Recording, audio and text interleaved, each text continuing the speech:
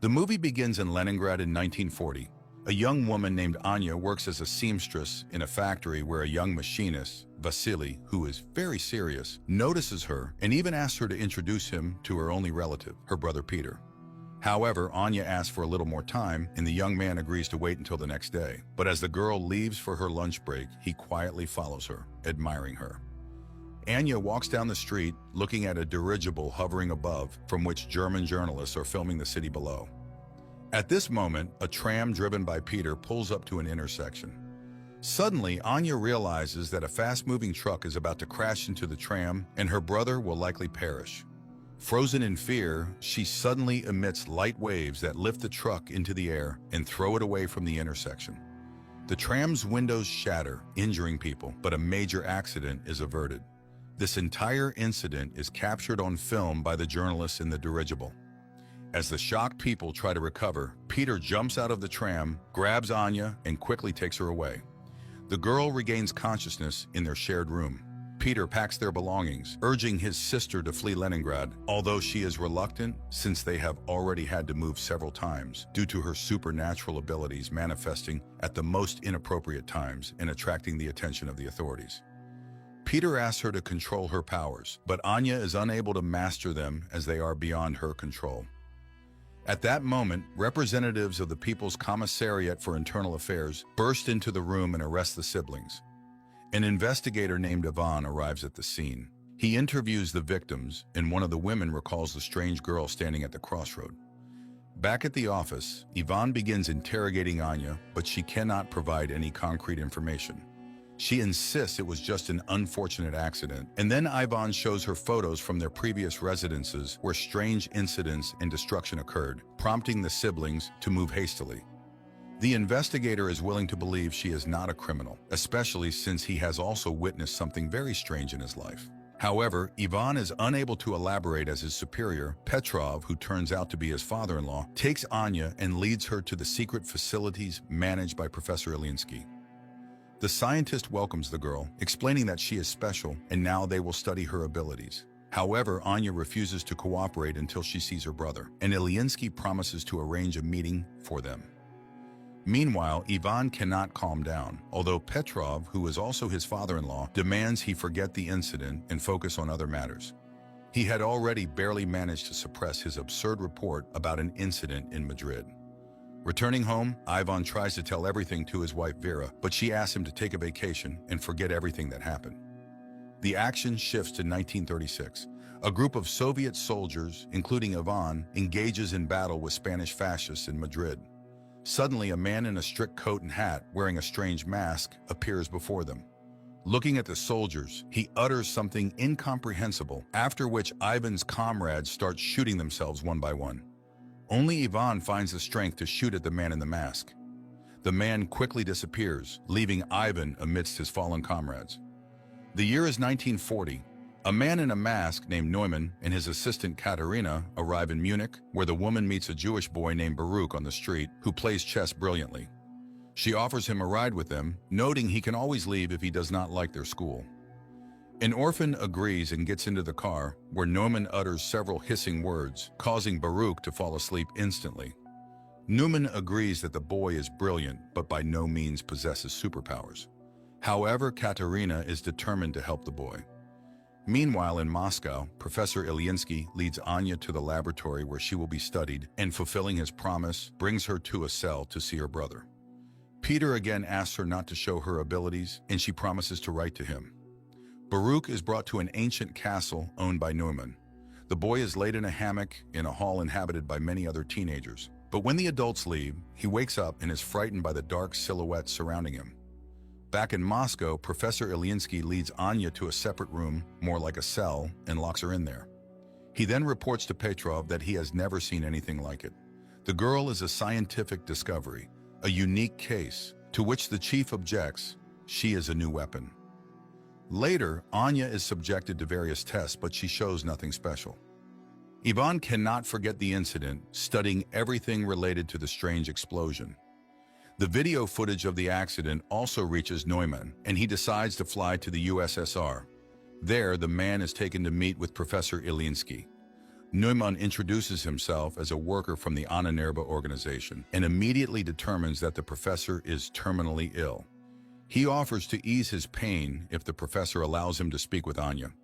Ilinsky does not believe in his abilities, but Neumann utters something, and glowing waves emanate from him, enveloping the professor, causing him to lose consciousness. Taking advantage of this, Neumann searches his desk and takes some papers. Soon, Ilinsky regains consciousness, but strangely feels no pain. He agrees to arrange a meeting with Anya and leads the German to the laboratory. Neumann approaches the girl and secretly shows her an execution order for her brother. Then waves of unprecedented force begin to emanate from the girl, literally blowing up the entire laboratory. Neumann grabs her and escapes. Ivan sees from the window a man in a hat whom he immediately recognizes and runs to the laboratory where explosions are heard. But Neumann and the girl are nowhere to be found. The narrative shifts to 1924. In a remote Karelian village, a woman lives with two children, Peter and Anya. One day they go with the village boys into the forest. Suddenly a pack of wolves leaps out at the children. The children freeze in fear, but waves emanate from Anya, scattering the beasts. When the men arrive at the clearing, they find the girl dead. 1940. Petrov enters the devastated laboratory, where people connected by tubes into a single organism and marked with the letter M lie in chairs. At first glance, this structure was not damaged by the explosion, as the injured Ilinsky lying nearby confirms. The professor reports that Anya caused all this and refuses to continue the experiments. Then Petrov shoots him. Afterward, he goes to Ilinsky's colleague, who everyone simply calls Professor Lyubov. Petrov asks her to activate the M Squad. Learning about the professor's death, the woman refuses to help Petrov, but he reminds her of her family, and Lyubov reluctantly agrees. On the train, a customs officer searches Neumann's compartment and finds an iron sarcophagus with Anya inside. Unsure of what to do, he goes for help. Meanwhile, Anya envisions her own funeral following the incident with the wolves. Frightened, she comes to, and Neumann informs her that he is saving her. Anya tries to run, but the customs officers, who decided to detain the strange German, stop her. However, he utters something, and the military personnel bring their pistols to their own heads. Neumann and Anya leave. At the same time in Moscow, Petrov reports to his colleagues that a member of the Ahnenerbe, which translates to ancestral heritage, Neumann has stolen a valuable exhibit from the USSR, the girl Anya. A squad has already been formed to pursue the German and will depart in a matter of days. Learning of this, Ivan requests to be included, but Petrov, feeling sorry for his daughter, refuses to do so. Neumann leads Anya to a spot where Katerina's car is waiting, and she drives the pair to the castle. It is apparent that the woman does not like Neumann's new toy, but he immediately says that Anya is just like him. At the castle, they are greeted by children whom Neumann calls his army. Anya is escorted to her room, and Neumann finds a guest in his office, Admiral Canaris, who is very interested in the scientist's research. But today he has come to express his displeasure with Neumann's sabotage in the USSR, as it could start a war. Neumann reassures him and invites him to a formal dinner. Meanwhile, Anya is startled by a sound and sees Baruch in her room, trying to open her window to escape the castle. But Katerina and Neumann appear and stop him. While Katerina takes the boy away, Neumann tries to convince Anya that the castle is a paradise, and no one wants to leave of their own volition. And Katerina brings Baruch to a bedroom, reminding him that he must speak only German and not tell anyone his real name if he wants to live. But when she leaves, the other teenagers attack him. In Moscow, Ivan asks his wife to help him get enrolled in the squad, after which he goes to Professor Lyubov. He is interested in whether hypnosis can make a person do what another wants. The professor asks him not to travel to Germany, but he is determined to find the man in the mask. In the castle, Anya finds Baruch hanging. The boy tries to explain that the others hate him and beat him, therefore he wants to run away. But Anya admits that it was the same for her until she became strong, and he can too. Later they find Neumann in the park, who promises Anya he will teach her to control her power. He explains that he inherited the castle from the person who adopted him, and now it serves as a refuge. He has set up Anya's room according to her taste and hopes she will like it here. Grateful, Anya sits down at the sewing machine, unexpectedly remembering how the villagers burned their house, calling her a witch. Then her brother saved her, though their mother died in the fire. Back in Moscow, Petrov enrolls Ivan in the squad and asks the commander to ensure that he does not return. Leningrad, 1937. Returning from Madrid, Ivan writes in his report everything he witnessed, but Petrov does not believe him, noting that if the soldiers shot themselves, they could be declared deserters. Tired of trying to convince the young man, Petrov takes him to Professor Lyubov. 1940. A special forces unit travels to Germany in a grain car. Ivan warns his comrades about Neumann's peculiarities, but it seems they don't quite believe him. At the castle, the children undergo daily training, while Anya enjoys the long-forgotten peace. In the morning, Katerina brings her a box with a new dress sent by Neumann for her to wear at his birthday party. The girl goes out to the hall where the children are preparing decorations for the evening, and then they head to training. Baruch is afraid of heights and falls from a rope ladder, but no one pities him. After that, it's time for shooting practice, but the boy throws his pistol down and runs to the local cemetery where Neumann finds him. Baruch asks to be let go, but the scientist promises to teach him not to be afraid. Meanwhile, Squad M climbs out of the wagon, and Ivan remembers his training in 1936 before being sent to Madrid. Then his comrades met him coldly because he was the boss's son-in-law, but Ivan earned respect through hard work and cleverness. And now he is on a special mission. Suddenly, they are hailed by an old man who turns out to be their liaison and must take them to the castle. At the same time, Petrov is informed that the squad has successfully crossed the border. Guests start arriving at the castle. Neumann welcomes Canaris and escorts him to the hall where music plays, and ladies and gentlemen drink and talk about the beautiful evening. Neumann himself is enchanted by Anya's beauty, and she gives him a hand-embroidered handkerchief she made for him. Later, guests deliver laudatory speeches in honor of the birthday boy, and he invites Anya to dance to the envy of the present ladies. Canaris notices Katerina's displeasure, but the woman remains cold, rejecting his advances. She dislikes Canaris's interest in their wards, and he tells her that people are already coming for Anya from the USSR. Squad M reaches the forest house of their liaison, who supplies them with weapons and draws a path on a map, but then shots ring out. German soldiers have caught up with the saboteurs. A battle ensues and the Russians win. Later, the commander finishes off the wounded enemies and, unexpectedly for Ivan, shoots the liaison, indicating that they have no orders to return. At the castle, Canaris agrees to play chess with Baruch, and the boy wins. The admiral admires his genius, but upon learning that the boy is Jewish, he pulls out a pistol. Anya sees the man aiming at the child, and her powers activate. Guests watch in horror as everything in the hall begins to rise into the air. The admiral himself is lifted up, but at that moment Neumann grabs the girl by the shoulder. She faints and Canaris falls to the floor. Everything stops immediately, but people scream and scatter. The furious admiral orders all children to be destroyed within 3 days and departs. Neumann escorts Anya to her room and admires her because today she managed to stop.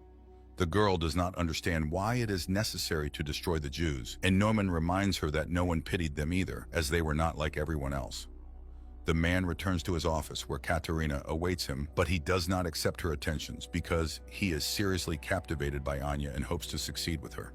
However, Katerina is saddened by this turn in their relationship and reminds him of Canaris's order. But Neumann intends to make a profitable deal.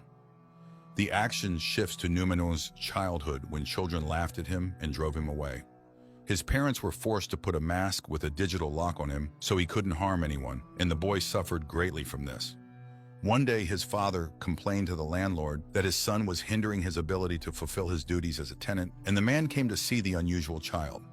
They explained to him that Neumann scared all the guests and caused his father to lose a finger. The year is 1940. The morning after the dinner, Anya goes out to the hall, but the servants who witnessed yesterday's incident look at her warily. Then the girl goes to the park, where she is met by an armed Katerina, but seeing the guards, she returns to the house. Later, Neumann conducts a meditation for the teenagers, asking Thor to give them strength. Anya sees this and asks for permission to start training. Neumann orders Katerina to stay at the castle and wait for guests, and he takes Anya away. Meanwhile, the squad continues to move through the forest. Soon they find a rubber boat at the prearranged place. Neumann puts Anya on his personal plane and takes her to his parents' house. Landing, they walk across a bridge, and suddenly Neumann asks the girl to remember her brother. Her powers activate. Water rises up, carrying fish and creating a reverse waterfall. But then the man calls her. Anya comes to her senses and everything returns to normal. However, now she can use her powers when she needs to. Soon they enter an old house and Neumann recalls how he was taken from his father's home. Lastly, his mother writes down the password to his mask on a piece of paper, and little Neumann leaves their lives forever. In the present, he tells that his father was a harsh and cruel man, often beating him and his mother, so he promised himself that his child would never be unhappy. The man remembers how his patron removed his mask and wanted to throw it away, but Neumann did not allow it. The man informed him that he would now take care of him, but he must trust him. Soon they arrived at the castle, where the patron confessed that every person has the right to be happy, and the boy lived for the first time like a normal child. But a year later, war came. His patron went away on business, and their home turned into a hospital. Neumann helped as best he could. Once he had to assist in the amputation of a leg. The soldier was in great pain, and then Neumann activated his powers and relieved the poor man of his suffering during the operation. Later, he confessed to one of the nurses that he loved her. The adult woman laughed at the boy but said she loved him too. But one day he caught his nurse with one of the recovering soldiers, and in a fit of rage, he made the soldier kill himself with a hammer. They caught him, gagged him, tied him up, and took him away from the castle. In 1940, he tells Anya that his parents died, so he is so happy to have found her. The girl lights candles in the fireplace, using her new powers, which delights Neumann. They drink wine and then become close. At night, Anya dreams where Baruch dies and wakes up terrified. She asks Neumann to return to the castle. Meanwhile, the squad reaches the river. One of the soldiers is wounded and runs out of strength. Then he takes his own life so as not to be a burden to his comrades. Only 3 remain, but they still row towards the castle. And there, Katerina, who can't sleep, reminisces about the past when she helped her mother, who worked in a psychiatric hospital, where one day they brought in a tied-up boy named Neumann. She then freed him, and he promised never to harm her. The year is 1936, Leningrad. Petrov attends a lecture by Professor Ilinsky, where he discusses a significant discovery in the field of controlling human memory and emotions. Ilinsky's colleague, Professor Lubov, is inspired by the future changes, as people with good mental health will be able to work better and create a brilliant future for themselves and their children. The Project M envisions a new society where happy people with immense productivity and willpower will live. Petrov asks about the use of these discoveries in the military sphere, arguing that if a new society is to be built, it must be able to defend itself. However, Lyubov categorically opposes totalitarianism. After the lecture, Petrov offers Ilinsky full support for their program if he agrees to operate under military auspices. But Ilinsky sends him to Lyubov as the ideational inspiration behind the project. However, the woman flatly refuses to cooperate with the military. That same day, she is hit by a car in the street. Later, Petrov returns to Ilinsky, informing him of the unfortunate accident with his colleague, and Ilinsky reluctantly agrees to cooperate.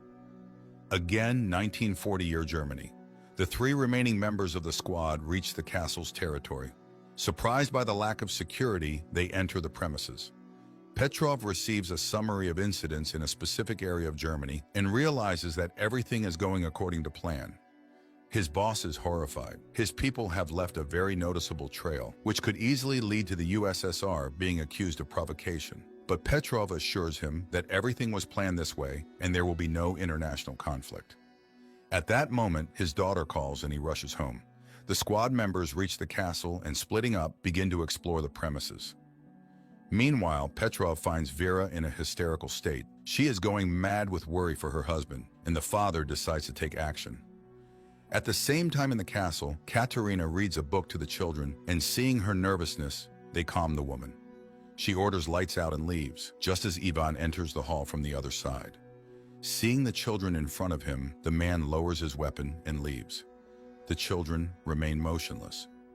The soldiers continue to explore the castle, and now the squad leader enters the hall with the children.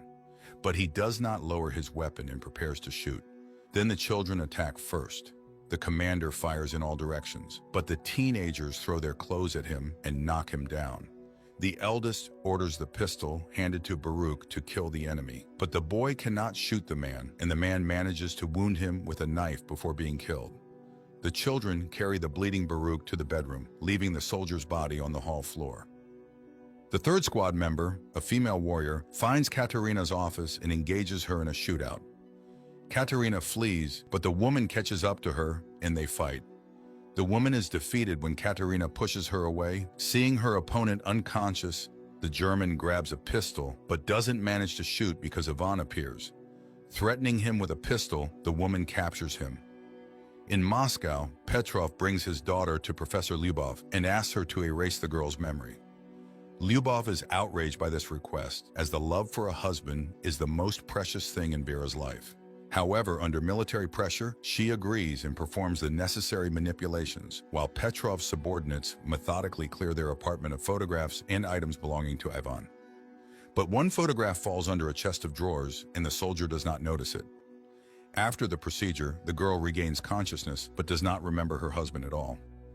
At this time, the teenagers attack Ivan, not noticing Katerina, and wound him in the arm. The woman drives off the aggressive children and escorts the wounded man to Neumann's office, where she admits to Ivan that she recognized him because she had seen him in Madrid. He asks why her master kidnapped Anya. Could it be that he wants to use her in the war? Katerina assures him that he still doesn't understand. People are petty and greedy creatures fighting for power. Neumann is unique. He is ready to seize all power on Earth to save the world from war. Meanwhile, Neumann and Anya arrive at the castle and find a wounded woman on the threshold. The scientist finishes her off with a pistol while Anya runs to the bedroom to the teenagers and finds Baruch dead. At this time, Ivan is bandaging himself while Katerina explains that they teach the children survival by developing their skills, because their destiny is to save the world under Neumann's leadership. The woman offers to help him escape if he will help her. But before Ivan can hear her out, Neumann enters the door. The Russian immediately picks up a pistol and takes the woman hostage. However, the German informs him that he does not care about her fate, which visibly upsets her. At that moment, Anya runs into the office and uses her power to knock Ivan off his feet. But when she recognizes the man, Neumann quickly takes her away, leaving the Russian with Katerina. In Moscow, Professor Lyubov mourns Ilyinsky when Petrov brings her folders with the names of the condemned, whom she can save by including them in Squad M. She remembers how after the accident, Ilyinsky came to her in the hospital. The man was shocked to learn that she had been mutilated by the military, but he was frightened and could not refuse to cooperate. Now the woman is alone and forced to make difficult decisions. She takes out a vial of M activator and recalls Ivan's story about the man in the mask.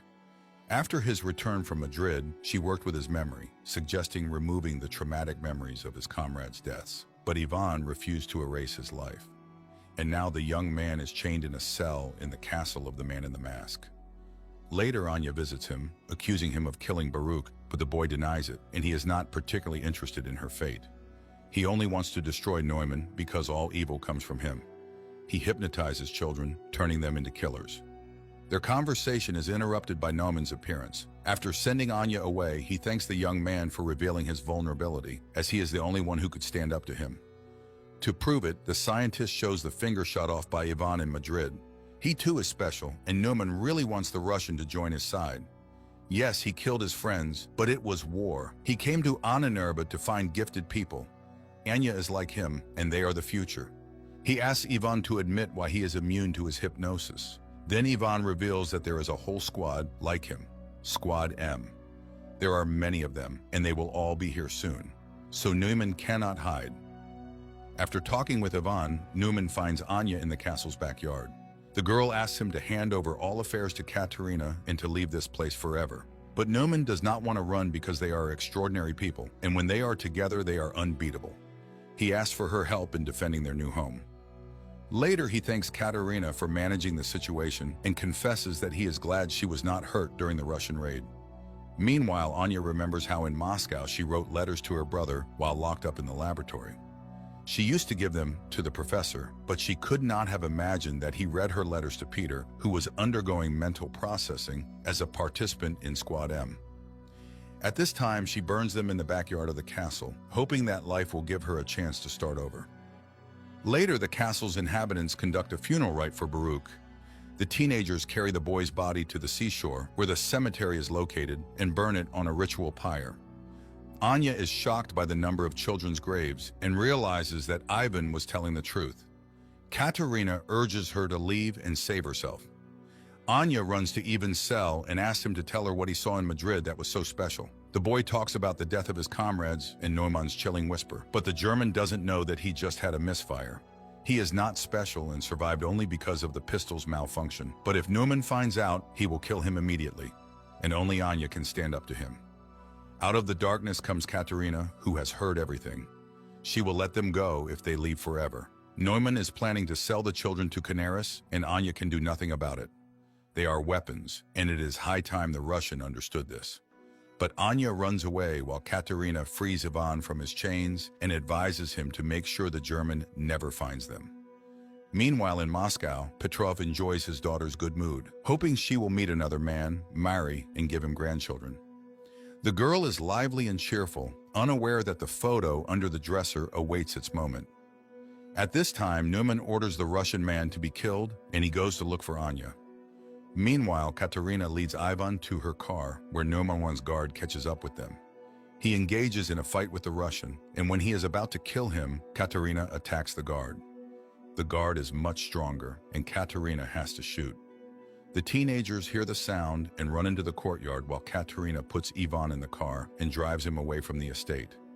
Neumann finds Anya at the cemetery. The girl asks him to let the children go, but he refuses. They are insignificant to him because he hopes to build a new world using their combined powers. Moreover, they will definitely have a son who will be the strongest and greatest on the planet. Hearing this, Anya wants to leave. Then Neumann sees Katerina's car and realizes what she is about to do. He puts on his quantum mask, which greatly amplifies the power of his voice, and begins to speak while Ivan stands on the car step and aims an assault rifle at him. The mask works. Katerina's car loses control and crashes from a high cliff into the water. But Ivan manages to jump from the step and survives. Then, members of the 2nd Squad M, who were heading to the castle, covering for the distracting maneuvers of the 1st Squad, open fire on Neumann. But the soldiers are programmed for total destruction, and one of them engages in a fight with Ivan, not realizing he is an ally. The young man has to kill the soldier.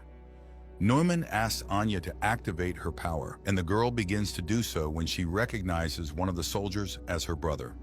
Neumann is knocked down by her force, rocks crash from the sky, and the girl runs to Peter, realizing that this time he is indeed dead.